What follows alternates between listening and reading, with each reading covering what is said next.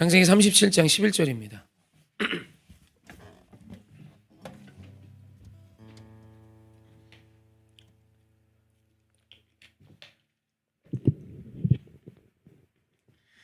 짧은 말씀이지만 우리 함께 합독하시죠. 시작. 그의 형들은 시기하되 그의 아버지는 그 말을 간직해 두었더라. 아멘. 요셉의 말을 듣고 그 요셉의 꿈에 대한 이야기를 듣고 반응을 보인 형들과 아버지의 모습입니다. 요셉의 꿈 내용은 뭐 간단하죠. 볕단 11개가 요셉에게 절을 했고 하늘의 해와 달이 또 11별이 요셉에게 절을 하죠. 그래서 그 이야기를 요셉이 청하건대 형들과 아버지께 했고 그 일로 인해 형들은 요셉을 더욱 미워했으며 또 요셉이 올 때마다 꿈꾸는 자가 오는도다 라고 말하며 조롱했죠. 그리고 이제 그 말씀이 끝난 뒤에 오늘 말씀은 그 말씀을 들은 그 요셉을 통해 하나님이 주셨던 그 꿈에 대한 말씀을 들은 두 부류의 태도에 대해서 말하고 계십니다. 성경이 이렇게 형들과 아버지의 어떤 태도의 차이를 기록하는 것에는 의도가 있죠. 오늘 우리 안에도 이와 같은 두 태도가 있다는 뜻입니다. 사실 하나님의 말씀이 임하면 그 놀라운 말씀은 이 세상을 조성한 말씀이며 생명의 말씀인데 말씀이 임하자 하늘의 해와 별이 시작됐고 말씀이 임하자 생명이 시작됐잖아요. 흑암 안에서 빛이 임하고 그죠? 공허함이 채워지고 혼돈의 질서가 시작된 게 말씀이잖아요. 그 말씀이 임하는 건 동일한데 사실 그 임한 말씀에 대한 결과물은 천차만별이죠. 어떤 이 인생이 뒤집어지고 그 삶에 이전에는 알 수 없었던 빛과 생명이 시작된다면 아무리 말씀을 10년, 20년 들어도 그 말씀의 능력이 나타나지 않는 분들도 있어요. 사실 그 차이는 말씀의 문제가 아니라 하나님의 부재가 아니라 태도죠, 태도.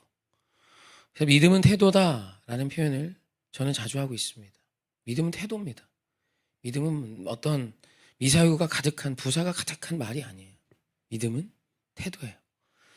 사실 요셉을 통해 전해들은 말은 아버지 야곱에게는 더 화가 날 수도 있고 또 형들 11명에게는 불편한 이야기였죠. 동생도 하나 있지만 베냐민이 나보다 더 저 뭐 거의 막내 뒤에서 두 번째밖에 안 되는 녀석이 형들의 절을 받고 심지어 그 부모까지도 절을 해야 하는 자가 된다. 온 백성의 절을 받는 자가 된다는 것이 불편하죠. 어제도 이야기했지만 하나님의 말씀은 우리를 편하게 하지 않습니다.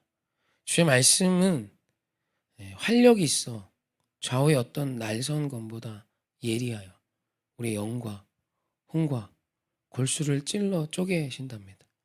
아프겠죠. 아프겠죠.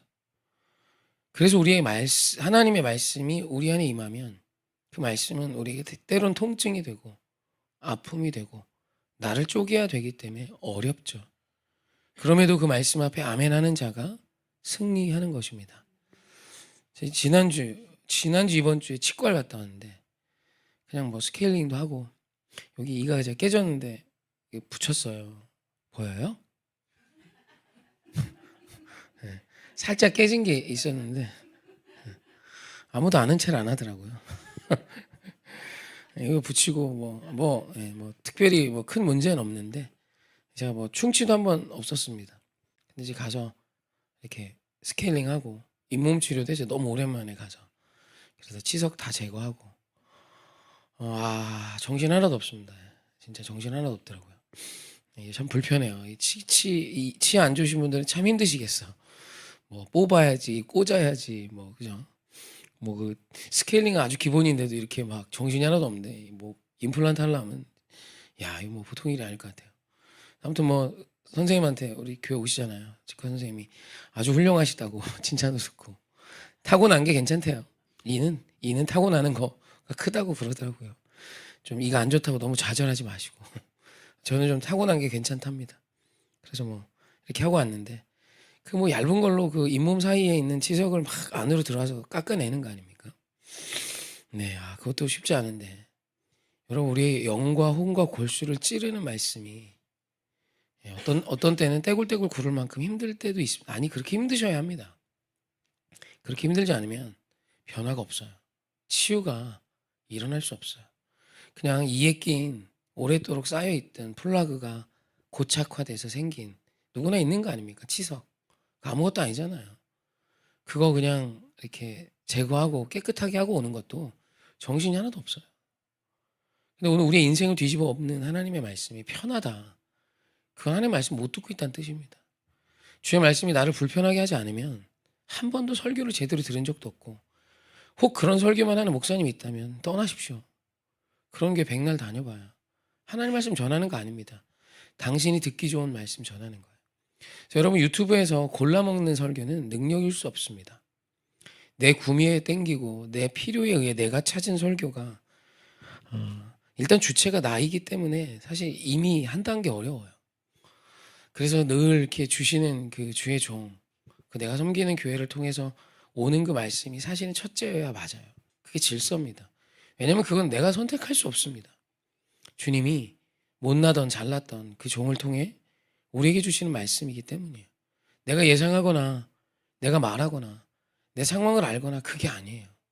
그냥 모든 성도들에게 주신 그 말씀이 너무 신비하게 그런 얘기 많이 듣습니다. 목사님, 제 얘기인 걸 어떻게 하셨습니까? 그렇죠. 주님은 우리의 이야기를 말씀에 담아내고 계시거든요. 그래서 여러분 말씀은 불편하셔야 됩니다. 그리고 그 말씀 앞에 너무 힘들어하지 마십시오. 그리고 그 말씀이 임했을 때 오늘 이 두 태도 중에 나는 어떤 태도인지 꼭 생각하셔야 합니다. 그 형들은 그 이야기를 듣고 시기합니다. 우리말 시기하다로 번역된 히브리어 카다는 사실 시기하다라는 뜻도 있고 질투하다라는 뜻도 있지만 의심하다라는 뜻이 커요. 그러니까 이 형들이 이 말씀을 시기하고 질투했던 이유는 이 말씀을 믿지 않았기 때문이에요.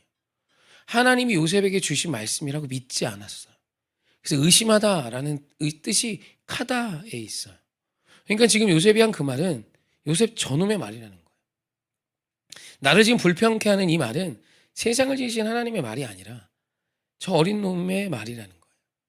그러니 받아들일 수가 없는 겁니다. 여러분 이 태도가 진짜 중요합니다.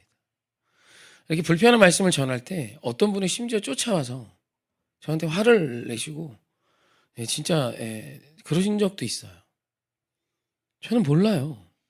그 얘기한 거 아닌데 지금도 억울해요. 아니 힘드신 건 알겠어요. 그래서 위로도 해드리고 전 상황을 모르고 그리고 뭐 다짜고짜 누가 일렀냐고 안 일렀어요. 몰라요.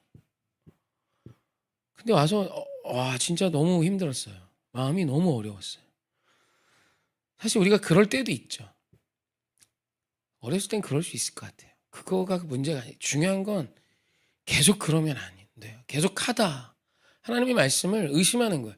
주의 종이 전했는데 설령 듣고 전했어도 만에 하나 하나님이 이 일을 통하여 주의 종이 이야기했다면 그걸 아멘으로 받는다면 변화가 있을 수 있지 않겠습니까? 오늘 설교를 듣고 와서 따져 묻는 사람의 태도는 틀림없죠. 변하겠다는 의지는 없다는 거예요. 왜 나를 디스하냐라는 거예요. 여러분 그건 성도의 태도도 아니요. 믿음도 아닙니다. 되게 중요한 겁니다. 생명의 말씀은 임하고 있어요. 그런데 차이는 이 들은 그 말씀이 나에게 불편함이 됐을 때 카다 하고 있다면 어렵습니다. 그러나 그에 반해 그의 아버지 야곱은 간직합니다. 우리말 간직하다로 번역된 히브리어는 샤마르, 지키다, 보존하다라는 뜻을 선행합니다. 그래서 하나님께서 아담과 하와를 지으시고 이 땅을 경작케 하고 아바드, 지키게 하셨다라는 이 지키다가 샤마르예요. 그러니까 지금 야곱은 이 말씀을 마음에 지킨 거예요. 이건 주님이 주신 말씀이니 내 마음에 지키겠다. 그러니까 하나님의 말씀이 불편하죠. 야곱인 아버지인데 아버지가 훗날 전엄하게 절을 한다는 게 화날 수 있는 일이죠. 근데 그 아버지 야곱은 꾸짖었지만 아무래도 형들을 위해서라도 이 꾸짖음의 퍼포먼스가 필요했기 때문에 행하셨겠죠. 그랬지만 그는 마음에 그걸 지켰어요. 보관했어요. 저장했고 기억했어요. 여러분 그럼 그 하나님의 영광을 누리는 날이 옵니다. 여러분 이 두 태도가 오늘 우리 안에 있어요. 하나는 교만이며 하나는 겸손입니다. 하나는 자만이며 하나는 낮아짐이에요. 하나는 높아짐이며 하나는 낮아짐인 거예요.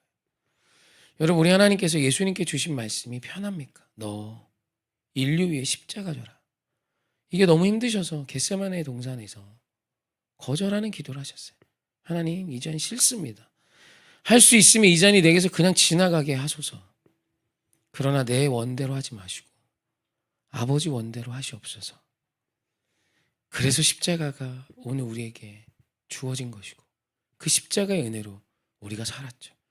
우리가 믿는 그 예수님도 하나님의 말씀은 죽을 만큼 힘들었어요. 오늘 우리 안에 그런 말씀이 다가올 때 우리를 고치실 말씀임을 믿으며 오늘 우리 샤마라 하는 자가 되십시다. 주님의 그 말씀을 지키는 자.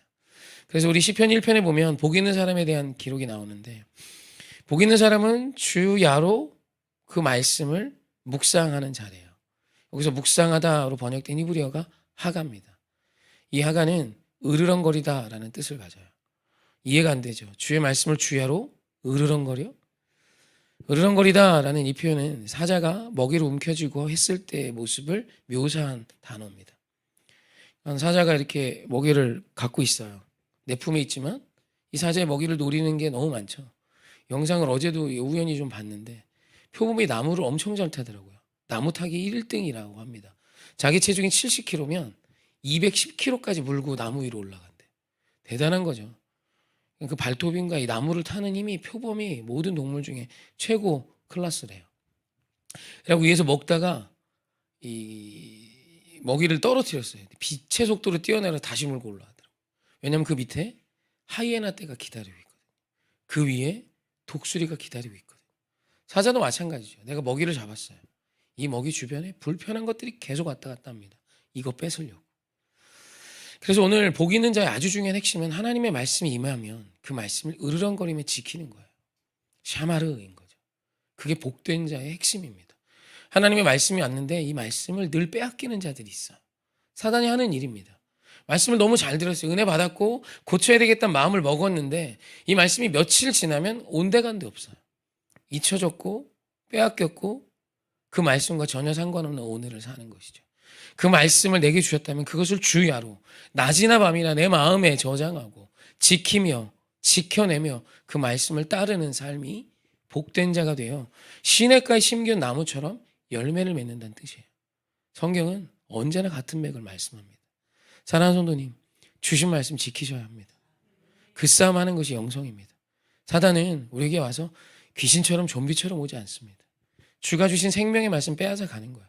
오늘 우리의 화를 뒤집고 돋구어서 우리의 마음을 뒤집어서 그 말씀 따위 버려버리고 내 승질대로 살게 하는 것입니다. 여러분, 아닙니다. 오늘 내가 들은 말씀이, 오늘 나의 상황이 어려워도 오늘 주께서 주신 그 말씀을 지켜서 행하며 살아내면 하나님의 말씀은 역사합니다.